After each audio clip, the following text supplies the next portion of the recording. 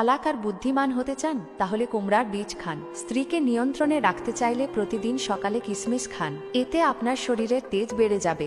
আপনার স্ত্রী আর দোষ ধরার সুযোগ পাবে না। ধনী পরিবারের বিধবা অথবা ডিভোর্সি নারীদের বিয়ে করতে চান তাহলে ভিজিট করুন বিবাহ.সাইট। ডায়াবেটিস নিয়ন্ত্রণে রাখতে করল্লার জুস পান করুন। শরীরে ক্যালসিয়ামের অভাব পূরণ করতে মুরগির মাংস খান। হাই প্রেশার নিয়ন্ত্রণে রাখতে টক জাতীয় ফল খান। চোখের দৃষ্টি ভালো রাখতে গাজর বা বিটরুট খান। শরীরের রোগ প্রতিরোধ ক্ষমতা বাড়াতে রসুন ও আদা নিয়মিত খেলে ভালো ফল পাওয়া যায়। এসব বিষয় প্রতিদিন আস্তে আস্তে অভ্যাসে আনতে পারলে আপনাকে আর ডাক্তারের কাছে যেতে হবে না। আর আপনি যদি সত্যিকারের একজন পরোপকারী এবং ভালো মনের মানুষ হয়ে থাকেন তাহলে আমি বিশ্বাস করি আপনি শেয়ার করবেন, কারণ আপনার একটি শেয়ারে কার উপকার হয়ে যায় বলা যায় না। এই বিষয়ে রাসূলুল্লাহ সাল্লাল্লাহু আলাইহি ওয়াসাল্লাম বলেছেন, যে ব্যক্তি মানুষের উপকার করে আল্লাহ তার উপকার করেন।